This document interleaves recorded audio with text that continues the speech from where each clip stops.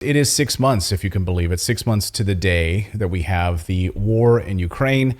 And there's a lot to unpack. I want to bring in former UN Weapons Inspector, U.S. Marine Scott Ritter, to provide some excellent analysis on what we've been dealing with. He has been a voice of reason and sort of calm throughout all of this. So, Scott, welcome back to the show, my friend. Good to see you. Thank you for having me. So there's a couple of big pieces geopolitically that I want to talk about before we talk about some of the military strategy with you on the show tonight. But first, just this afternoon, some breaking news. Boris Johnson, the lame duck prime minister of the UK, showed up to give a speech in Kiev to provide his support once again. Says that all of Britain is united and it's Putin's war. That's why gas prices and everything else are so high in the UK. So first on that piece. I think it's to bolster morale. Reality is a hard thing. And right now, the Ukrainian government and the Ukrainian military and the Ukrainian people are confronted with the harsh reality that they're losing this war. And furthermore, there isn't anything on the horizon that is going to meaningfully alter that outcome. I don't think the British believe that Ukraine is suddenly going to win the war, but what they need is the Ukrainians to continue to fight. The longer they can stretch out this conflict on the ground, the better opportunity, or an opportunity might arise that can alter the current algorithm that Russia's running that has them winning no matter what. The goal, I think, right now of the Ukrainians, of the British, the Americans, and others, is to try and create distractions for Russia that will cause Russia to lose sight of its ultimate objective and maybe carry out a diversion of resources that creates a new political reality. Having Boris Johnson arrive, first of all, understand this is no little thing. This is a big deal. So why is Johnson there? If everything was fine, Johnson would not be arriving. Johnson would stay back and would let normal diplomatic, protocol and diplomatic interaction work. But Johnson's arrival means that it is a desperate situation in Ukraine. This is a desperate act by a desperate lame duck prime minister to be seen as propping up a desperate Ukrainian government that is facing desperation on the battlefield. CNN, well, you wouldn't know that by watching some of the propaganda that you see from CNN. So CNN is there. They're live to this afternoon in Kiev. This is a report. I just want to play this for you, Scott, because there's a number of pieces of propaganda in this CNN report. So it doesn't look pretty desperate when you watch this CNN report. Watch. People here, we're right in the center of Kyiv, the heart, the symbolic heart of the capital. And it's quite extraordinary. The Ukrainian officials have laid out this long line of Russian tanks and armored vehicles and artillery pieces. They said that this war, the Russians expected to have a military parade here when they took over. They said, this is the parade they're getting. If you look behind me here, there's a burnt out tank. It speaks to the intense fighting around the capital months ago. Now, Ukraine pushed back that advance, but still there is intense fighting, a stagnant front line for many weeks now, Max, on the east, the south, and even the northeast of this country. Just this week, a Ukrainian official saying at least 9,000 Ukrainian soldiers have been killed in this conflict. The toll on civilians, on the military, has been very heavy for this war of choice that Russia made. As you said, President Vladimir Zelensky released a speech a short time ago commemorating this Independence Day and 6 months since the war started.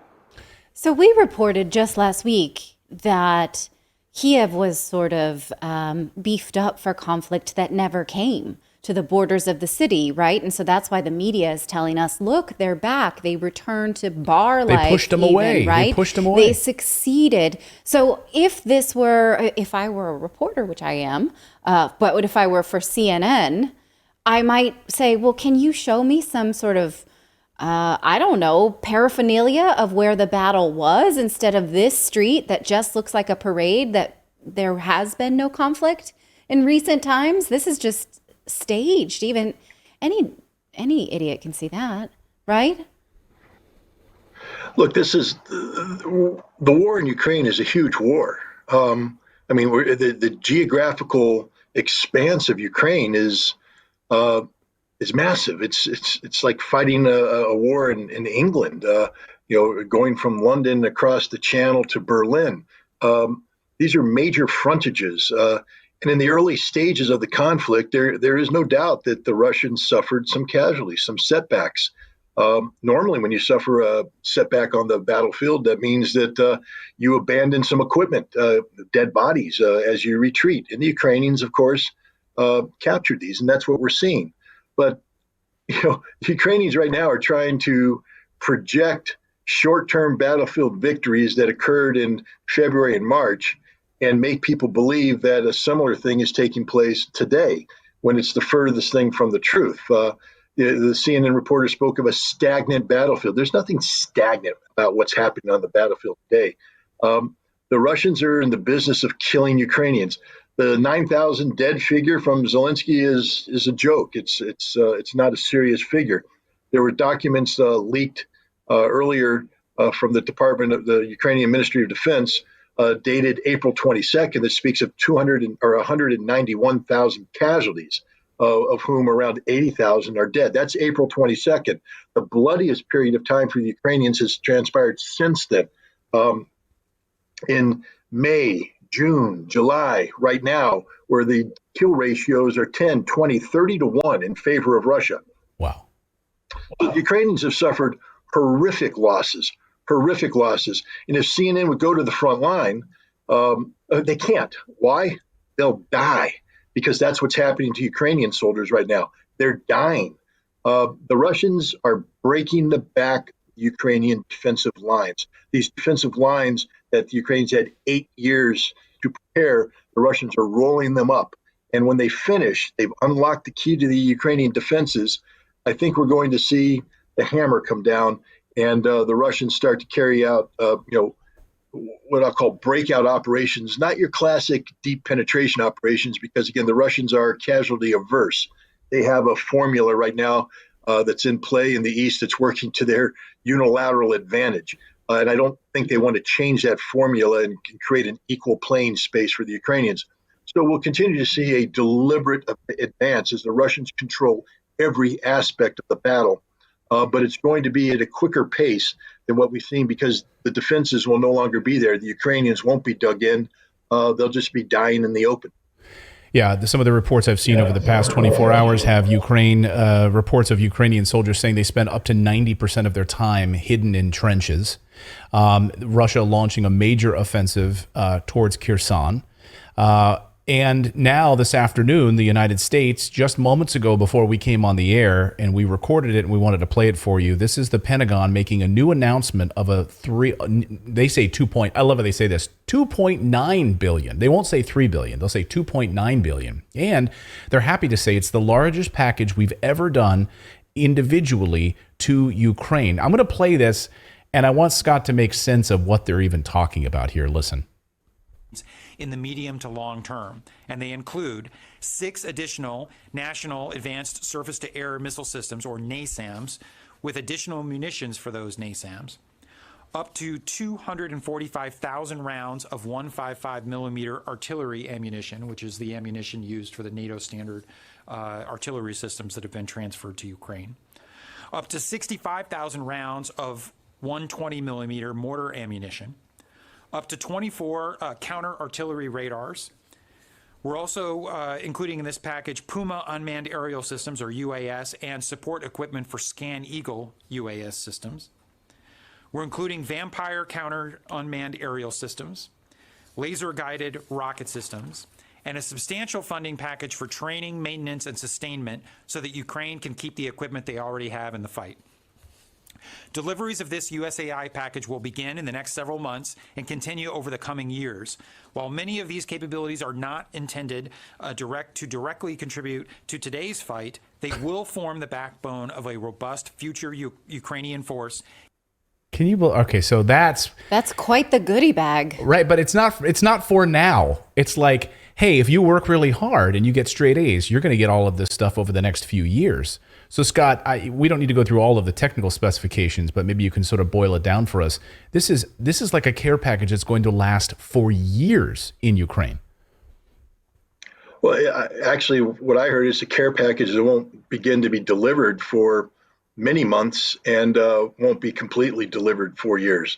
And so Right. it's going to take many years before the Ukrainians get the culminating impact of all of the weapons that were described. What's missing from this, to give you an example, 240,000 155 millimeter rounds.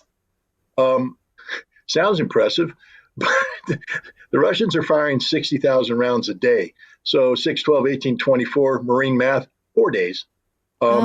I mean, it'll last a little bit longer, but it's not a lot of ammunition when you're talking about the kind of sustained rates of fire that exist on the modern battlefield.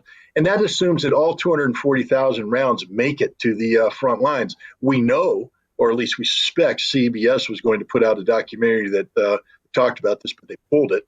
But, up to 70% of these munitions won't make it to the front lines. They'll be blown up, interdicted, et cetera. So, it's not real numbers that they're putting out here. Even if all 240,000 rounds were delivered today, the reality is, maybe 50,000 would make it to the front lines, and those 50,000 might be expended, might not be expended, but that's 50,000 rounds. The Russians are firing 60,000 per day. Let's say you fire 5,000 rounds a day. That gives you 10 days worth of ammunition. Then you're out. You're out of ammunition. And this is a package that's supposed to run years, and they're going to be out of ammunition in 10 days. And every aspect about this is the same thing. This is a political action. This is not designed to change the outcome on the battlefield. And I can guarantee you the American generals in the know recognize that the war will be over before the bulk of this material ever is in a position to be sent to Ukraine, let alone received and used by Ukraine. Ukraine won't see the vast majority of this equipment. They won't get to use the vast majority of this equipment.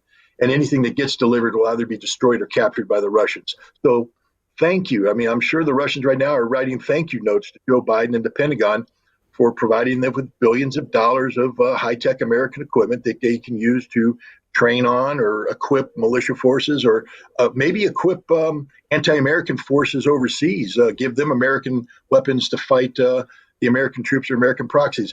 Whatever it is, this is not going to change the outcome on the battlefield. This is literally a waste of taxpayer money. The American people should be outraged about what's happening. Well, but if we were swallowing the media narrative, it is that Ukraine is succeeding, right? And now Washington is sort of giving Ukraine the blessing to go after recapturing Crimea.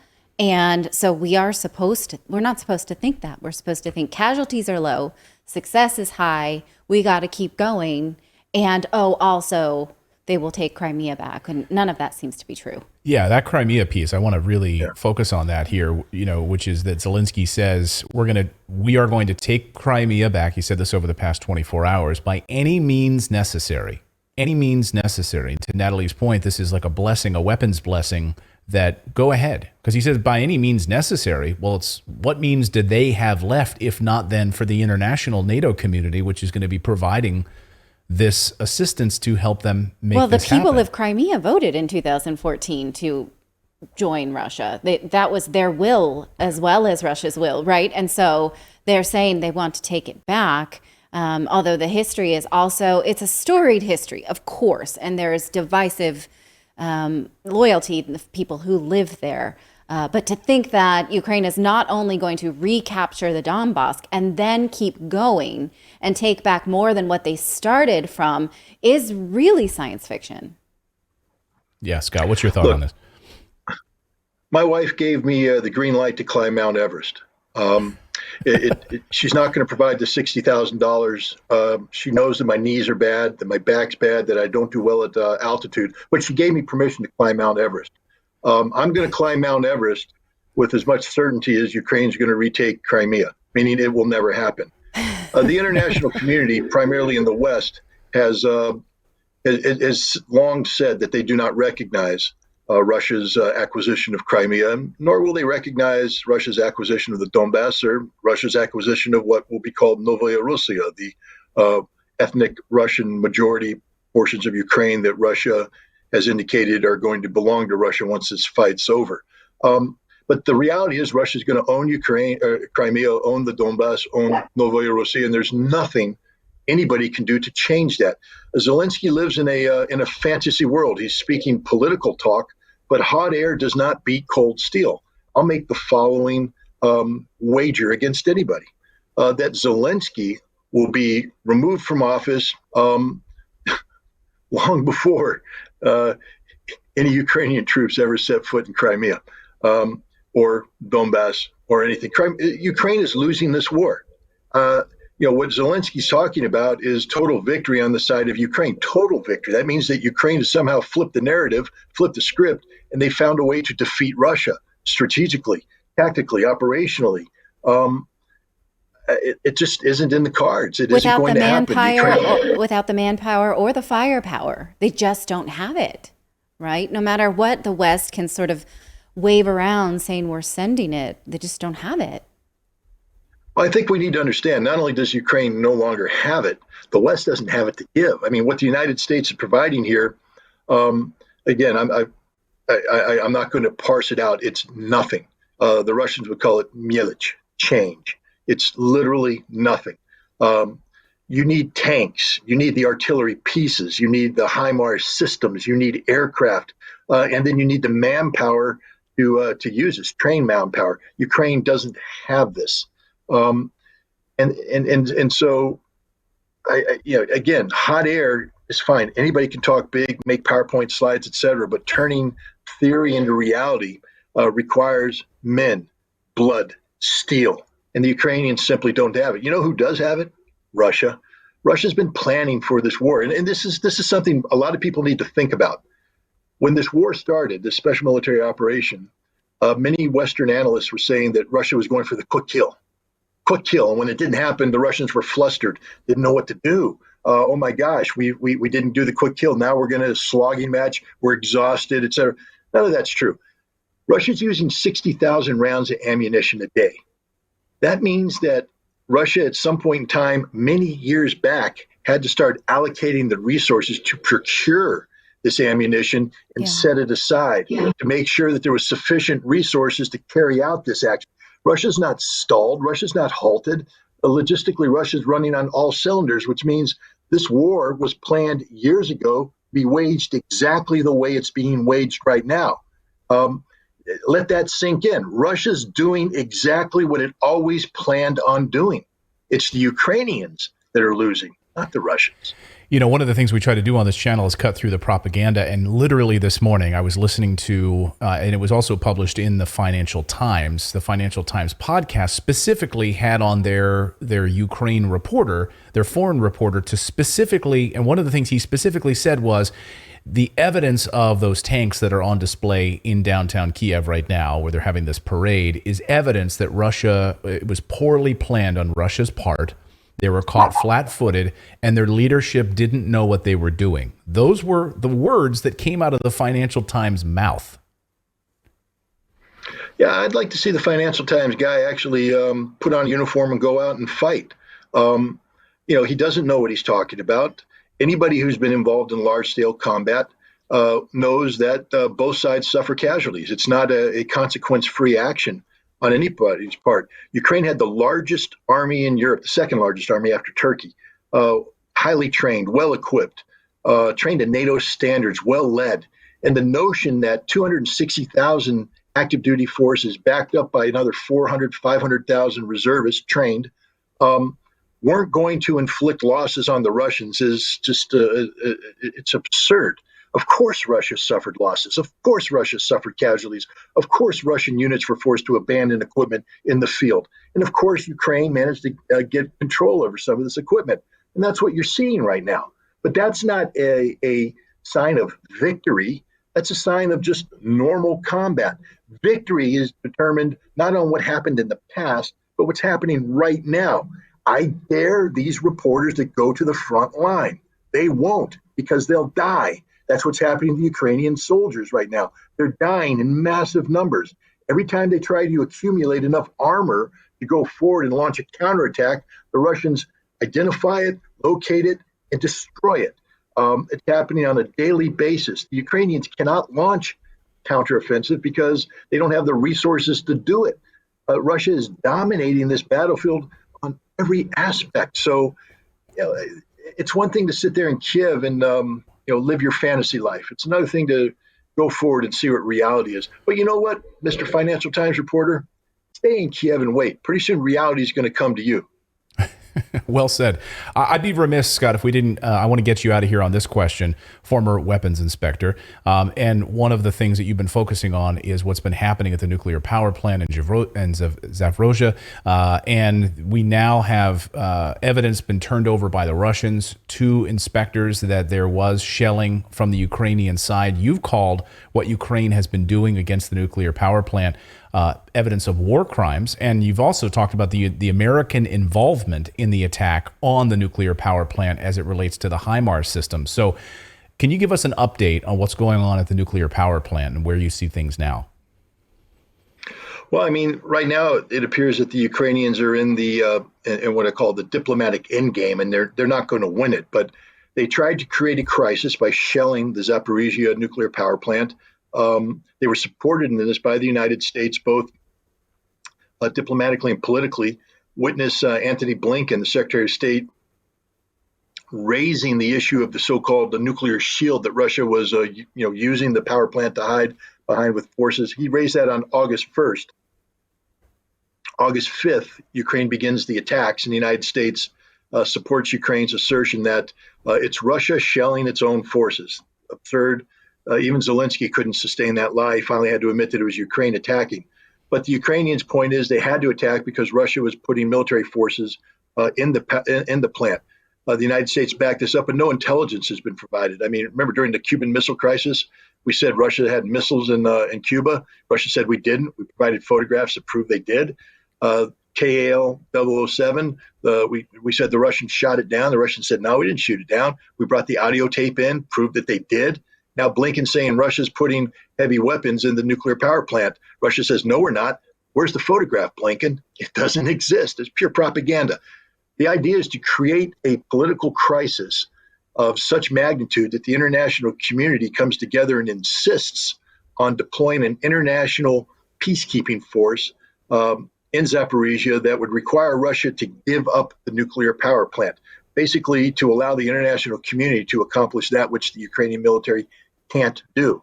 But the Ukrainians have lost this. The inspectors now are on the ground. They're gaining access to the data that proves that Ukraine attacked.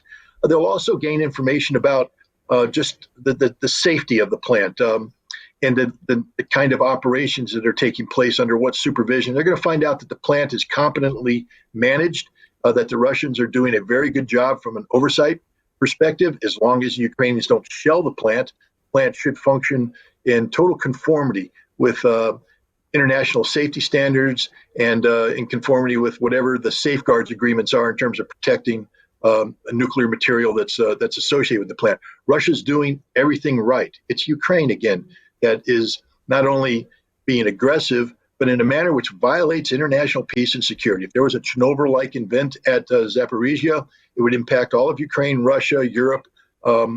It would be a global disaster. So anybody who is launching artillery strikes against Zaporizhia is committing a war crime of the most horrific nature, a crime against humanity. And any nation that greenlights this is likewise complicit in that crime. That's the United States of America. And then anybody who's involved in facilitating the targeting of American-provided weapons so that they can impact the nuclear power plant is likewise complicit in a war crime. And that goes for every one of you American soldiers that are involved in the targeting process. You may think you're just doing your job. Wake up, guys, pals. You just committed a war crime. And if there was any other government in the world besides the United States in a position to hold you accountable, you would be prosecuted as a war criminal. The fact that you're not going to be prosecuted doesn't mean that you haven't conducted something that's heinous in the eyes of the world. You should be ashamed of yourselves. Well, we want to thank you for that analysis. I had one sort of sort of relevant thought. Do you know anything about those exoskeleton soldier suits that are like Iron Man? Because that was my idea for how you could actually climb Everest if you wanted to. Are those things real? They are real. They are very real. And I don't know how they function at altitude and low temperatures, but hey, if that's what it takes to get You me can on look into top, it. Yeah. Look into that. Me That's too. your homework. Okay. Me too. Me too. I needed they're it. my at my climbing age. partner. That's right. Scott Ritter has been our guest. Scott, where can people find you? I know you do amazing work on Telegram and your writing as well. Is that the best place to find you? Can you give The that? best place is the Telegram channel, and I link everything I do to that channel. So it's a one-stop shop for anything related to me. I'm sure people are starting to overdose. I'm overdosing, but I will continue to do this as long as the situation finds my analysis to be valuable. Well, our audience finds your analysis to be valuable, and we really appreciate it, making sense of everything that's going on right now in this craziness. So, Scott, thanks for joining us. Our guest, Scott Ritter, thanks once again for being on the show. Thank you for having me.